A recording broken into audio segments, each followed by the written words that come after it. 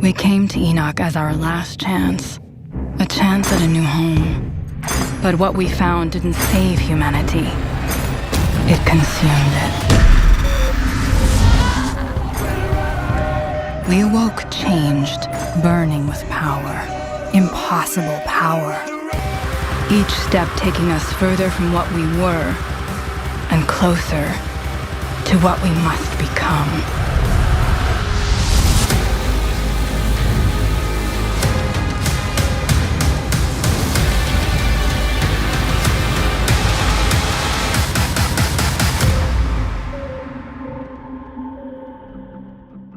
Hello, my name is Lucy and welcome to the first in a new monthly show called the Outriders broadcast. Outriders is a big game with a heck of a lot to share and talk about, and the broadcast is going to pack all of our upcoming announcements, information, gameplay and trailers into a monthly hit beamed straight to you. We went wide with the reveal back in February and showed you a lot of what the game has to offer. We put the first 3 hours into the hands of press and media, and the initial reaction to that demo was incredible. Honestly though, you've only really just seen the tip of the iceberg so far. Since then, we've had a lot of questions and comments about specifics of the game, and this episode is a great opportunity to reflect on that, expose some more of the depth around the features that we've shown you so far, and show you some brand new stuff too. Today we're premiering some fresh gameplay as we take a look at the first city, with details on lore, UI and world tiers being surfaced along the way. This is still set in the human colony of Enoch before the Outriders have set off on their epic journey across the planet in order to find the mysterious signal. For this part of the broadcast, I'll let Sven from Square Enix External Studios do the talking. Hi! In this episode's playthrough, we're taking you to the first city.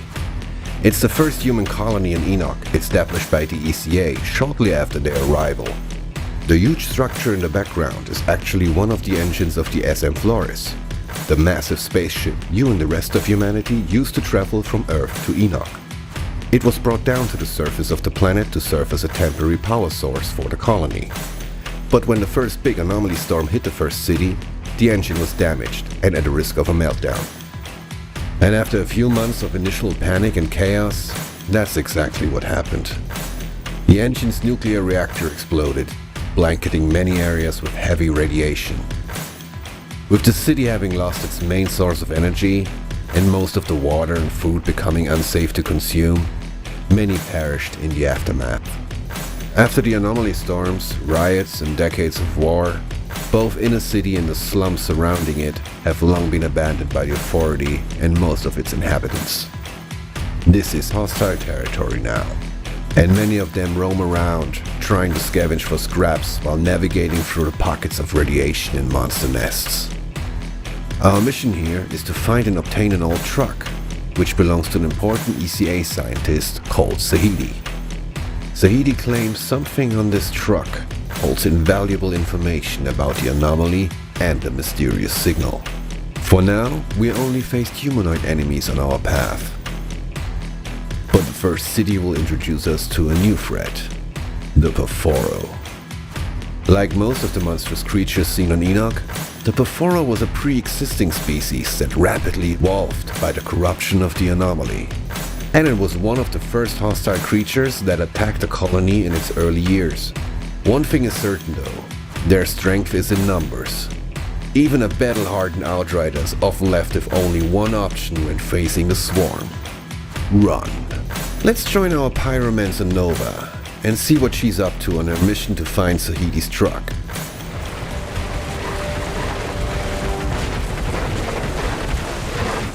Yeah, like I said, sometimes you just need to run. But not for long.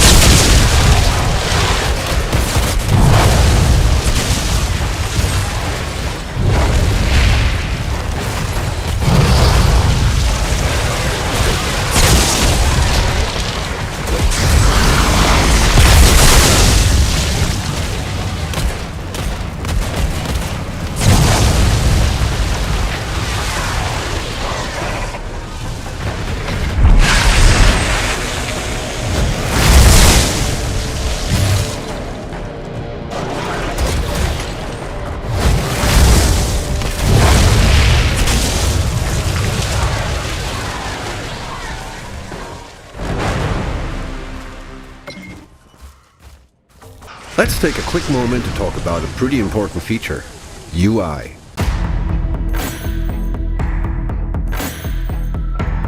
We know that screen real estate is important to shooter fans.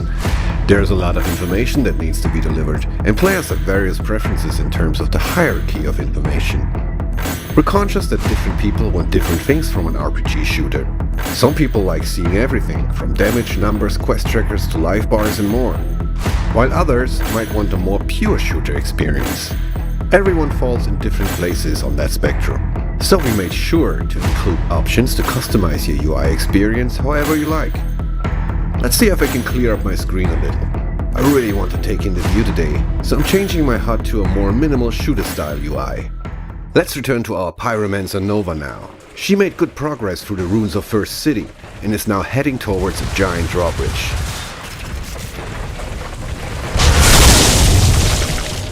By the way, Perforu come in different shapes and sizes.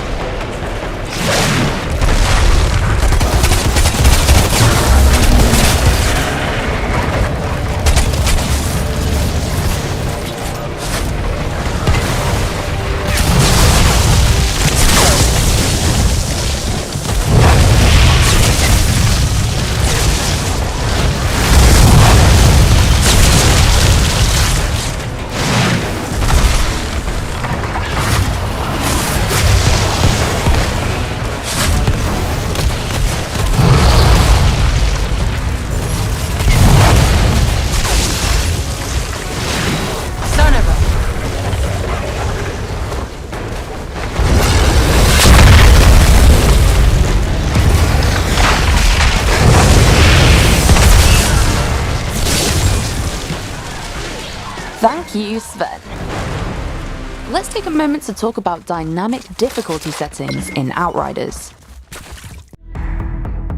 Outriders has a flexible difficulty system called World Tiers that allows you to fine-tune your difficulty setting at your leisure. This means that the game will organically find the right challenging difficulty for you, even if you're a skilled and maxed out player absolutely chewing through the battlefield with fully optimized gear. The idea behind World Tiers is that you can make Outriders either a just here for the story game or a true Hell on Enoch experience. It is totally up to you. Generally speaking, higher World Tiers are more difficult as they increase enemy stats such as damage, armor, health, and enemy level. However, you will also gain more rewards, get better loot drops, and unlock more accolades. You'll start on World Tier 1 and scale up as you play the game, depending on your performance. When you eventually get up to the higher World Tiers, you will get to a point where you will need to optimize your gear and build accordingly in order to continue to progress. Let's pull up the World Tier menu here and have a closer look. As you can see, World Tiers can be manually adjusted on the fly, depending on how you're currently doing. You'll gain experience in combat towards unlocking the next World Tier, should you be playing on the highest World Tier possible for your character.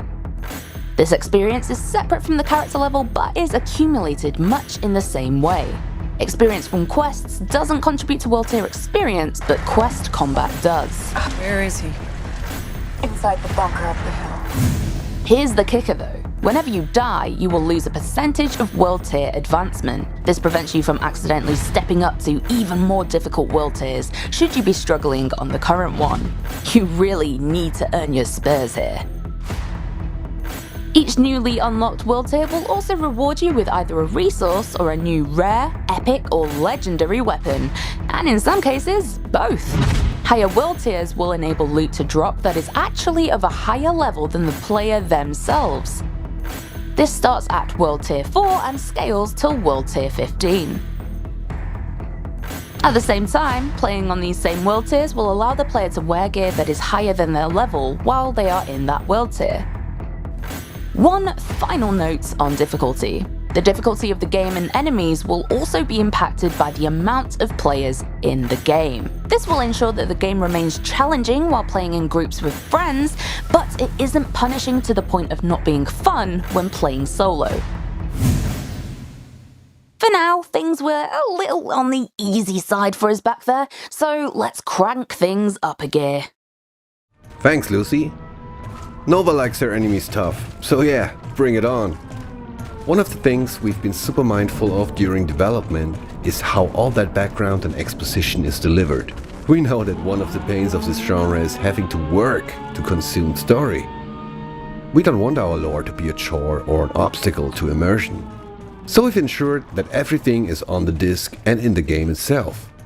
While exploration and talking to NPCs will deliver additional context and background, bios, backstories and lore are unlocked as you play, and can then be pulled from the menu at any time.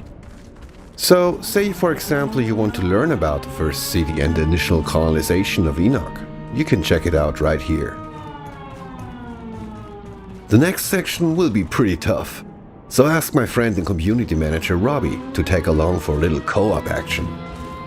He's sporting a badass trickster in a complete legendary gear set. Now let's do some real damage. We have a truck to find.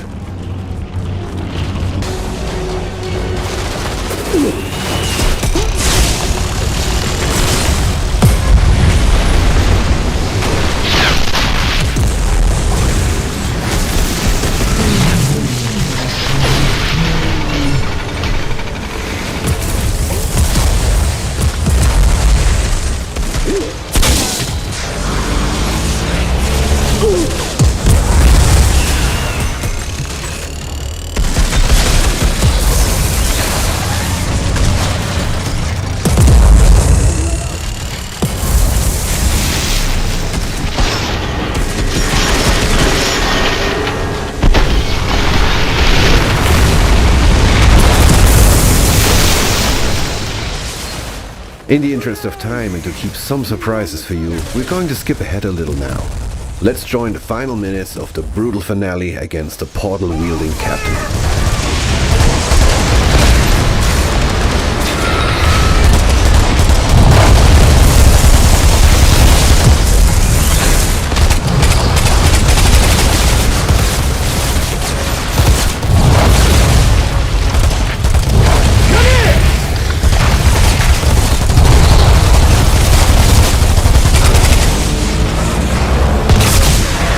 And there we have it. The captain left us a nice piece of armor.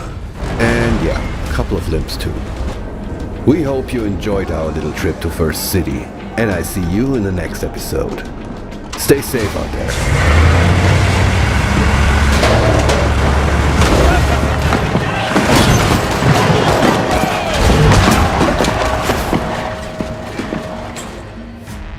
And that is it for the playthrough section of this broadcast. We'll be showcasing new areas and features in future episodes. Next up, we are premiering a series of videos that we like to call spotlights. These are in-depth features that expose the depth around a particular aspect of the game. And today we are looking at the first of 3 currently announced classes, the Trickster. Let's take a look.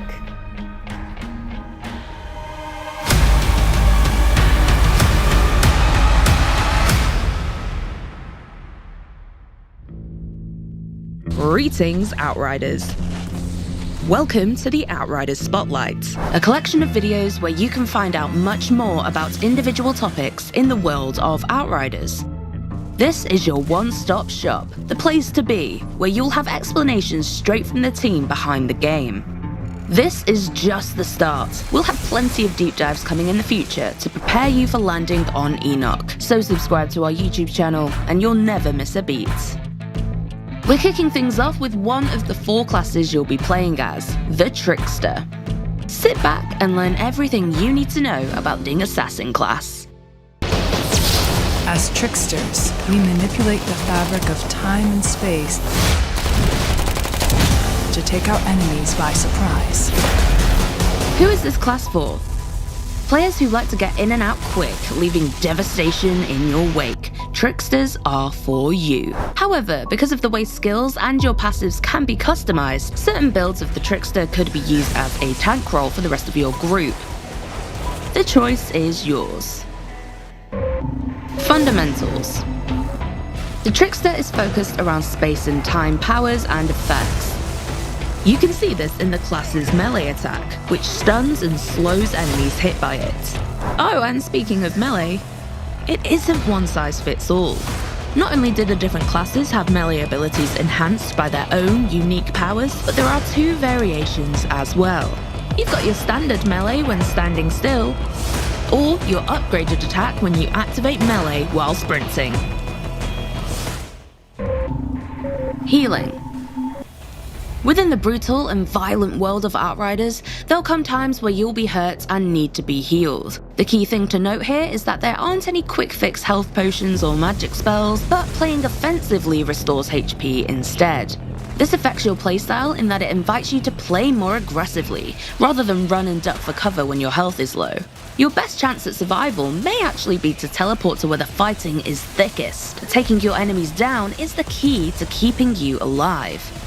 Unique to the Trickster, they get healed when killing enemies in close range, and they also get shields, while other classes have their own healing mechanics. Let's explore 4 out of 8 total powers the Trickster has at their fingertips. Each class has 8 powers in total. You'll start off with a single power and unlock more as you level up.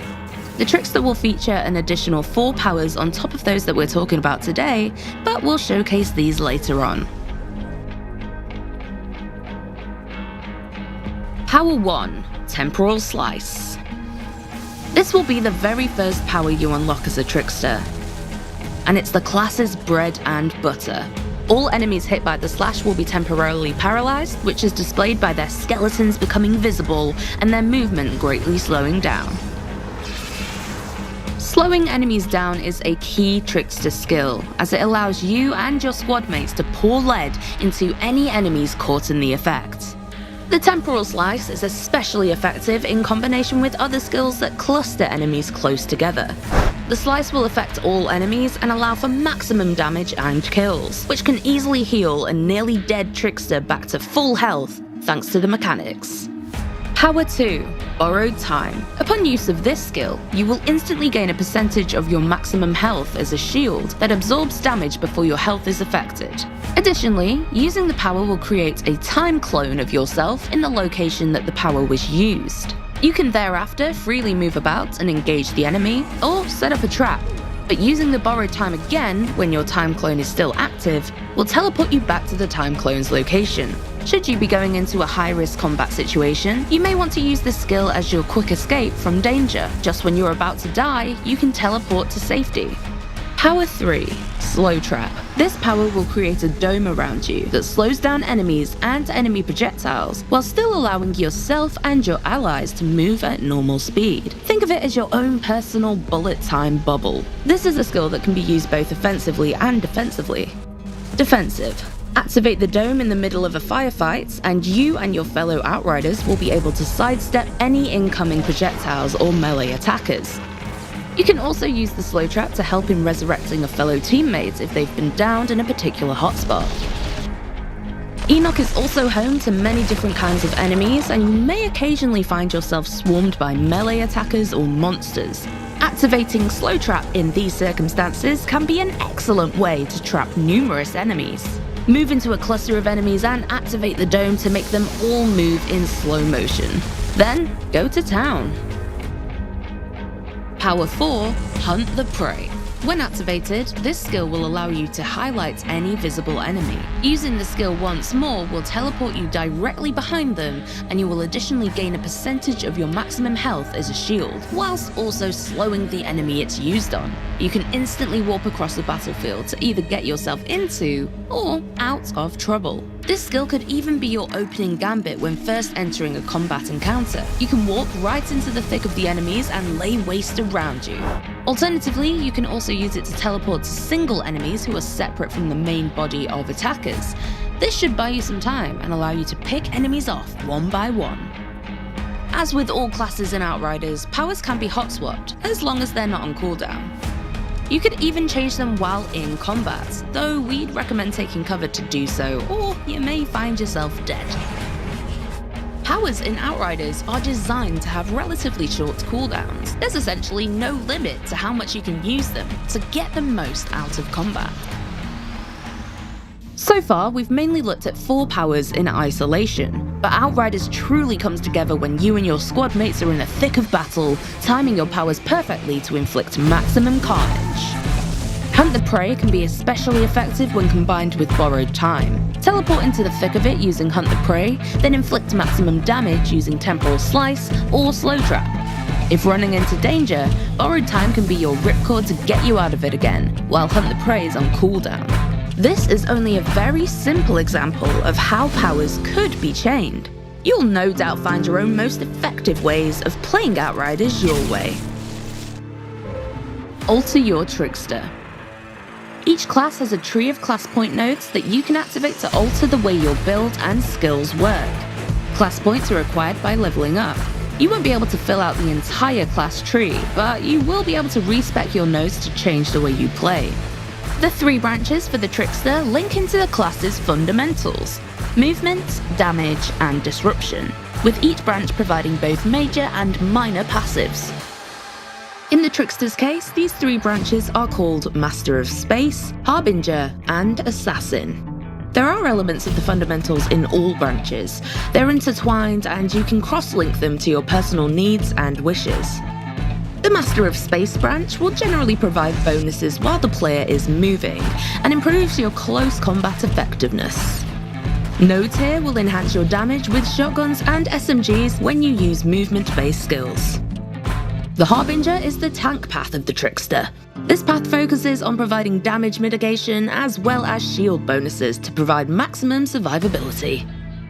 And the Assassin branch focuses on skill damage output. Several nodes here provide bonuses when you use damage and movement skills, and the path provides additional anomaly power and skill leech options. Additionally, the equipment you use may impact the way your skills work.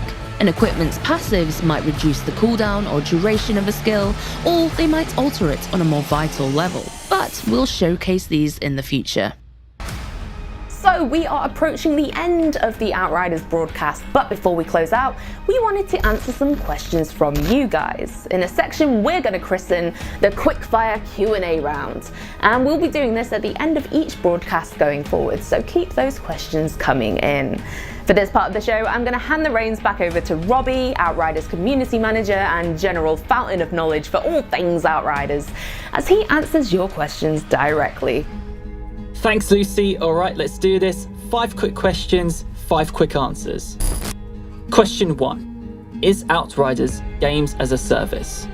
This is one of our most commonly asked questions, so to be 100% clear, no, Outriders is not games as a service and will be a complete experience out of the box. Question 2. What part of Outriders is the team currently working on? What we showed you in February is a very early section of Outriders.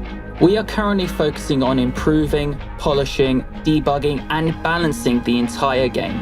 The result of this work may mean that some of the animations as well as the functionality of the game may be changed and improved between now and the Outriders final release. Question 3.